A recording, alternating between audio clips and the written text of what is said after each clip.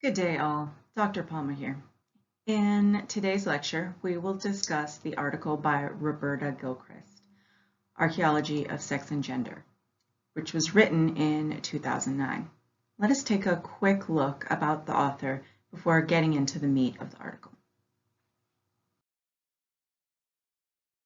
Roberta Gilchrist was born and raised in Canada. She is an archaeologist by trade and training and holds the position of Research Dean at the University of Reading in the UK.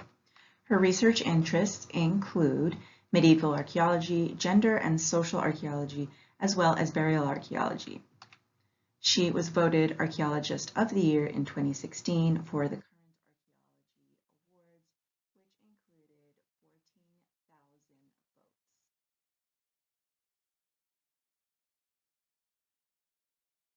New vocabulary to focus your attention as you read the article. I will address the definitions within the lecture and draw your attention to other materials with the goal to further your understanding about gender.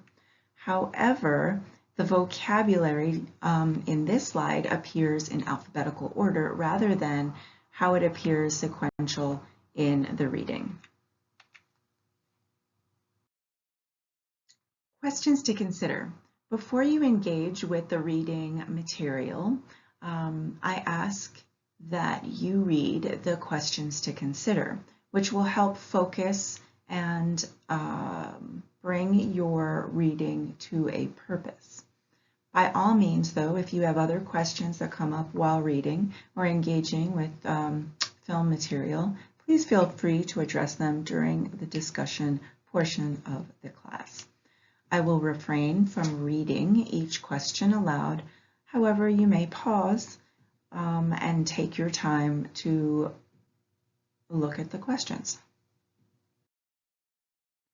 An important concept in the social sciences is intersectionality, which was coined by Kimberly Crenshaw in 1989. She presented the notion at the University of Chicago Legal Forum, where she critiqued traditionalist feminist ideas and anti-racist policies that excluded Black women because they were subject to overlapping discrimination, such as racism and sexism, that is unique to them. Since then, the social sciences have used the term and this idea to show overlapping sites of identity and power relations that address social and cultural issues. The images on the left-hand side of the screen show an individual that is in the center and all of the things that that person experiences in their lifetime to inform who they are as a person and how they experience the world and how they are experienced by the world. The lower right image shows the overlapping Venn diagram of class, race, and gender, and the little cartoon kind of in the central figure shows the differences between women's work based on their gender, ethnic, and family situations. Intersectionality in archaeology. Gilchrist uses intersectionality to address the feminist critiques of archaeology, which takes into account the role gender, age, and ethnicity plays in informing present generations about the past. Bioarchaeology and burial archaeology is often concerned, she notes, with sex in ancient human remains. This speaks to contemporary notions of sex and gender and the importance in our present time with these categories. Viewing the study of archaeology from the lens of intersectionality enables researchers to examine the relations human remains and objects might tell us about the gendered, performative, and hierarchical roles of lived human beings in the past. The graphic here represents how social categories might be read onto an object.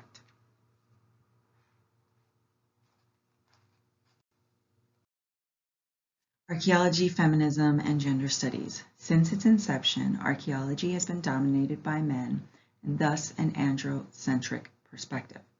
Gilchrist notes that this created a bias in the field to examine things that interested men, things that spoke to men as the focal point, and it also reinforced gender norms of the time. Examples from early archaeology include John Lloyd Stephens and Frederick Catherwood, who purchased Copan in Honduras for $50 in 1836. They did so to examine the Mayan ruins with the intent to prove links between Central America and the Old World. Many such archaeological expeditions were motivated by an ethnocentric notion that the advances in technology, architecture, and civilization were unique to the Old World and more precisely with Europe. That they, Catherwood and Stephens, were Euro-American informed their research motives. Another example we see this bias is Heinrich Schliemann, who was a German businessman and classic scholar, meaning he studied Roman Greco culture.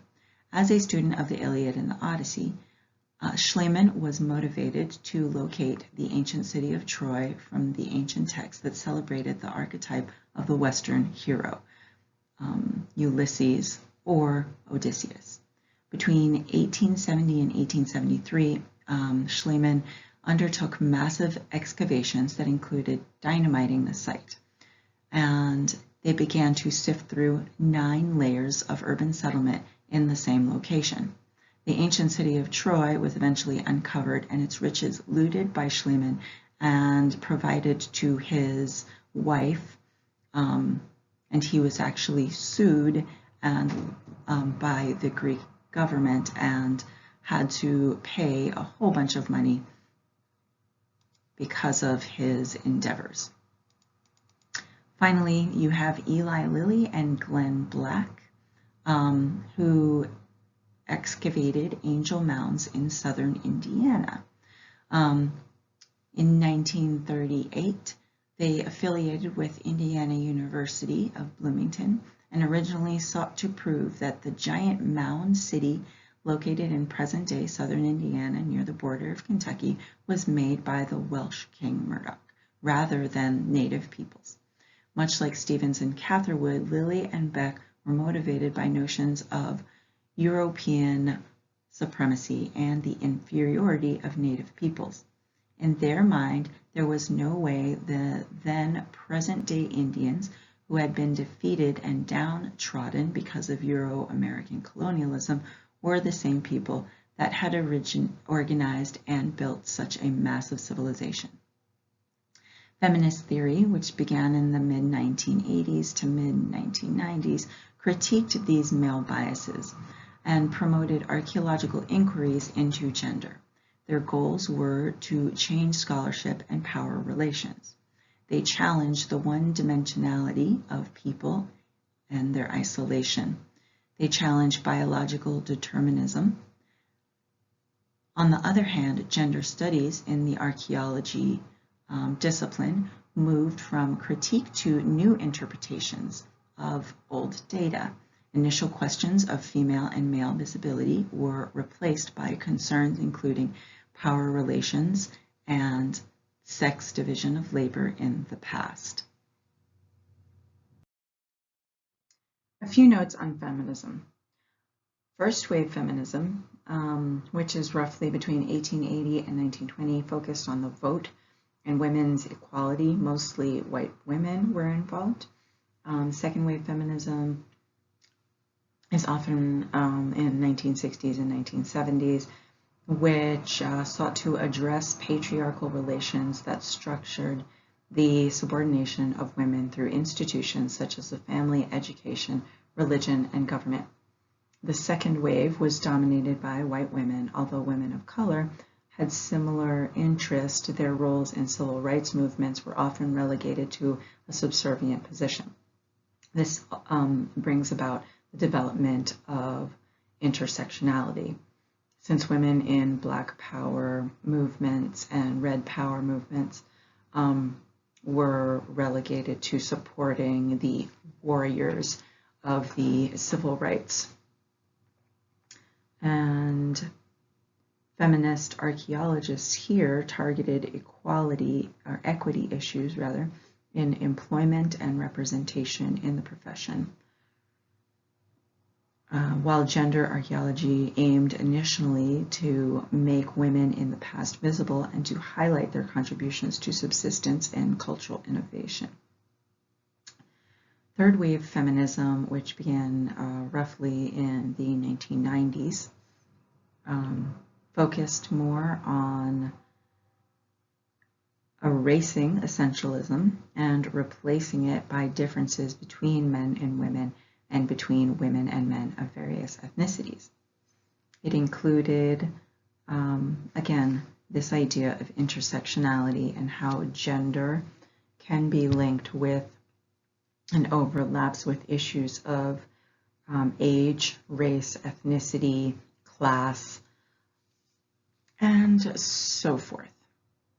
And finally, we have fourth wave feminism, which they say began around 2008-ish, and it is gender diversity, looking at transgender as well as third genders and looking at gender from a perspective that you have male, you have female, and there is a whole lot of other stuff that goes in between, a whole lot of other genders. And it creates these different ways of experiencing life and different perspectives. Furthermore, it also, fourth wave feminism also takes place in the virtual world and looking at technology within our global systems and the role women play in those systems. Not to say that with each of these new waves that the problems were completely solved, but rather it was an evolving kind of scaffolding of issues that were taken up. A three-dimensional past. Gilchrist outlines how feminist approaches to scholarships moved beyond conventional narratives by encouraging a diversity of voices. Examples of this fairly recent philosophical phenomena that encourages diverse theories, perspectives, and interests, including those of the subaltern, which is defined as people of lower status, include research by the following scholars. Sonia Adelaide, one of her focal points is Native American Graves Repatriation Act that seeks the repatriation of Native funerary items and human remains from federally funded institutions. Graham Kona is another example that focuses on decolonized archaeologies in southern Africa. He challenged the focus on Eurocentric sites of inquiry in Africa. And finally, we have Ruth F. Langford that challenges the archaeological status quo and presumptions about the present time based on biased interpretations about the past evidenced by misinterpretation of material objects and their meanings to indigenous people. Gilchrist notes the differences in the fields of feminism and gender studies. While feminists promoted the representation of females in the archaeology discipline, gender studies aimed to make women of the past visible. They sought to highlight the contributions of men, women, and third genders. Further, they moved away from the sociobiological notions that purported that men's and women's brains are hardwired to specific skill sets, ways of being, and acting that typically relate to their biology and physiology concerning survival and reproduction. For instance, men are stronger than women and therefore are hunters.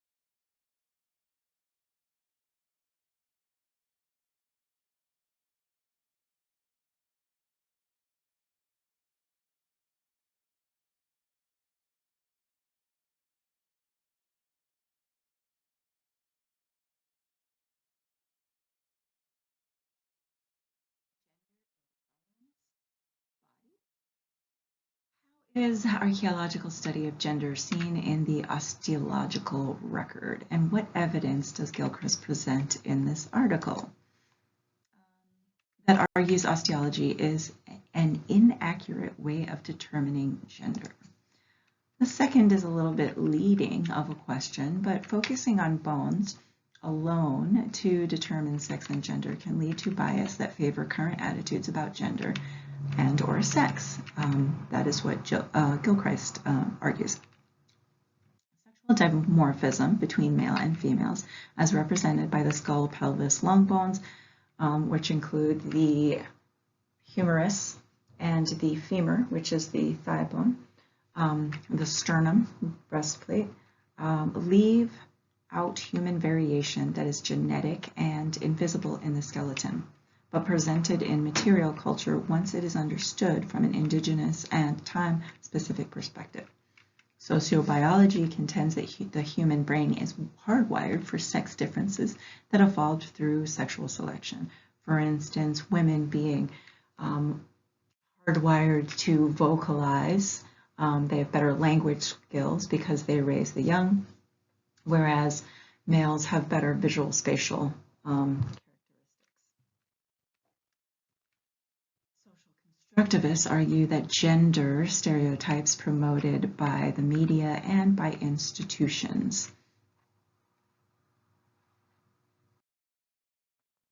Gender in the past. A few notes on the Western traditional gender binary. The idea of men and women as the only two possible genders emerged during the Enlightenment period. This era moved European governing and philosophies to embrace individual human freedoms and democratic governing practices. Conversely, it limited and promoted ideals of gender and, in a sense, limited identity presentation, like I said, to an extent. However, looking further back into the past, into European medieval classical medical theory, there was only one sex, known as isomorphism. And if you look at the image on the left-hand side, you have the two-seed model, which shows seeds of one person being on the outside, what we know as testes in men and males today, or ovaries on the left-hand side, which were inside of a person, which correlate with today's females or women. Both, however, were one sex because each had seeds. Biological intersex, however, shows third gender in the body and systems, whereas culture exemplifies gender as a spectrum via social and economic position. For instance, eunuchs that are seen in the upper right-hand image.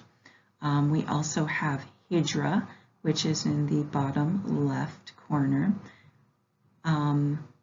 and Two-Spirit in the bottom right. They were also known as Berdache people, and Berdache is specifically in relation to people of third gender in the Middle East. That was adopted to talk about people that were kind of in the center or that were on this spectrum between male and female. We will discuss these again later in the semester, but this is just a primer. Looking back at archaeology specifically and social science in general, we need to be careful to avoid superimposing our current beliefs about gender onto the past. For example, the belief that female warriors were anomalies and not necessarily third gender goes along with our binaries that are promoted in Western philosophies. Queer theory movement. So is the human body natural or is it cultural? Um, the queer theory movement emerged from the gay political activism to challenge the idea that sexual identities were stable, and this was around the 1960s. Judith Butler, who emerged in the 1980s, is a philosophy scholar.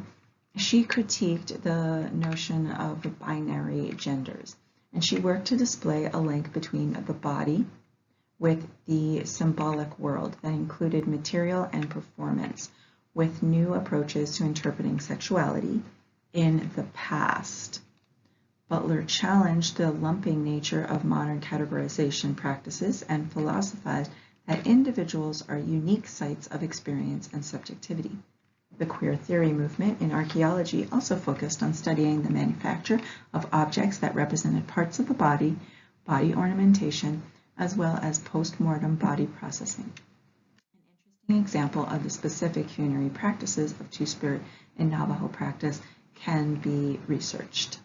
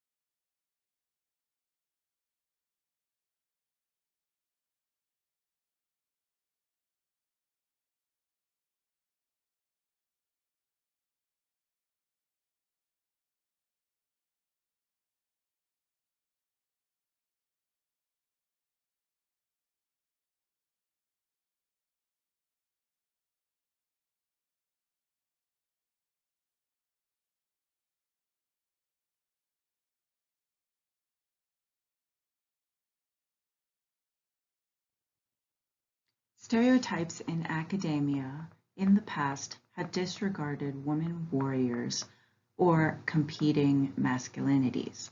Some examples that are actually celebrated now are Boadicea or Boudica, the Celtic queen that led the uprising against colonizing Romans around 60 AD in what is now England, where there is a monument to her feats of courage. This is seen in the bottom right image. Another example is Nzinga, another warrior queen from the 17th century Mbundu people. Her portrait is the upper left corner.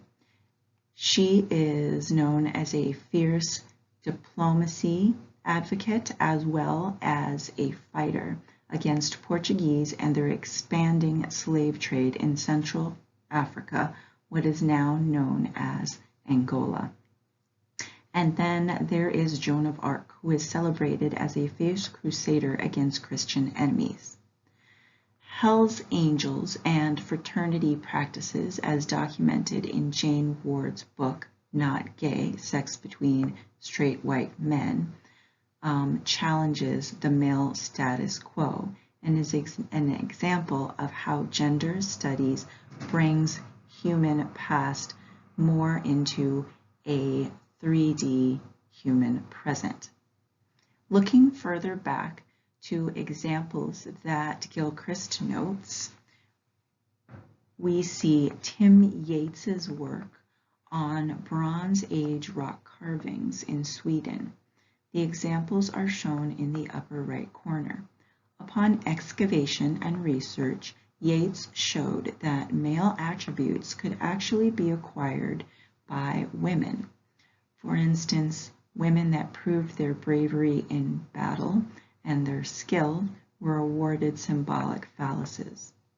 Another example noted by Gilchrist is Rosemary Joyce's research on Mayan phallic cults. These cults focused on scantily clad men and phallic temples that showed the objectification of the male body, which proved that the Mayan gaze was homoerotic in that it elevated the male body for the noble male viewer. Re-examining the past prompts revisiting past perspectives that exclusively one-gendered institutions may have projected their biases and morals into ancient one-gendered spaces. Current examples of such spaces, as referenced by Gilchrist, include Zeta Psi fraternity at Berkeley University that showed the use of material culture to cement fraternal bonds. Female sites can also be examined in sororities and nunneries and female prisons. Re-examining the past based on former research rethinks age in the archaeological record. Instead of stages or static constructs, for instance, childhood, elderhood, adulthood, human life can be more broadly seen as a continuum, whereby you have puberty or coming of age ceremonies, birthing ceremonies, parenthood rituals, as well as elder rituals. By revisiting the past studies, we challenge age as a purely biological construct and may see our own lived experiences as being more nuanced, fluid, and flexible rather than stale and static. Furthermore, re-examining burial archaeology and visual imagery associated has the potential to expand intergenerational relationships present, for example, parenting relationships.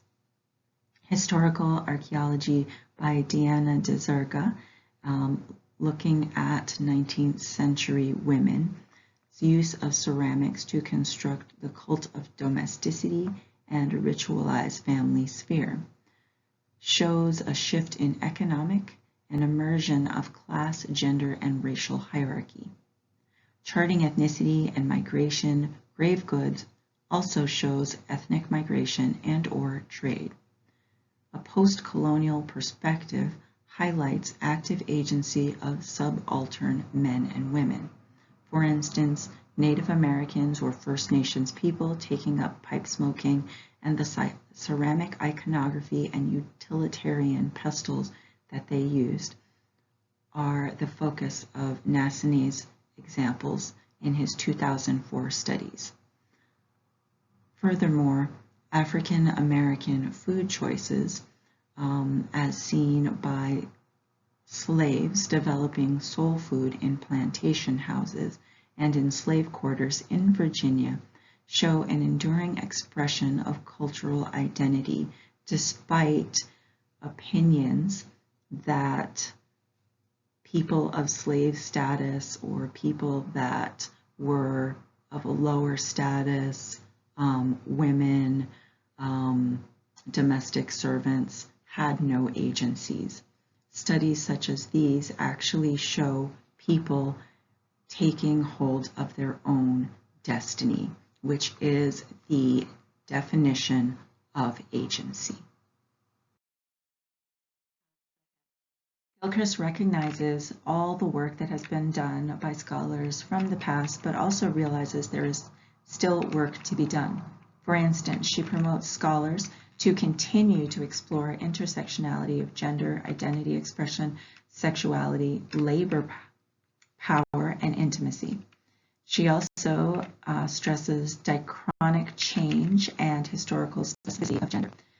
Gilchrist recognizes the need to do comparative evaluations of masculinity and femininity in relation to ethnic variation, and that contemporary debates on sexuality should both inform our view of the past and vice versa. While Gilchrist acknowledges that feminism in archaeology may have blunted, in gender archaeology, new political concerns are raised in response to homophobic and transphobic practices, colonial attitudes, and sociobiological assumptions. These are areas that still need to be addressed.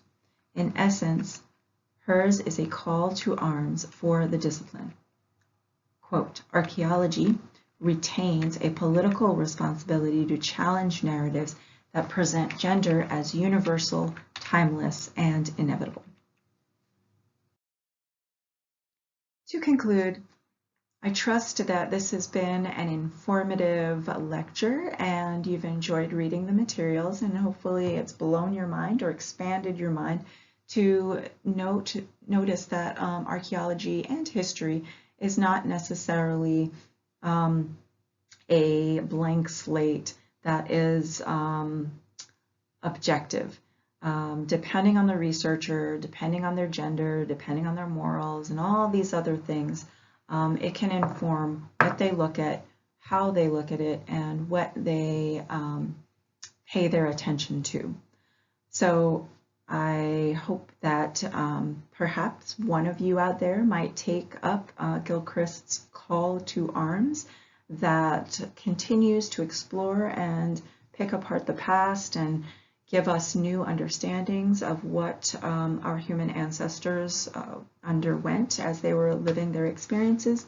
But I also would like to know, as I end this presentation, what did you think was the most important thing that you understood from the reading and this lecture?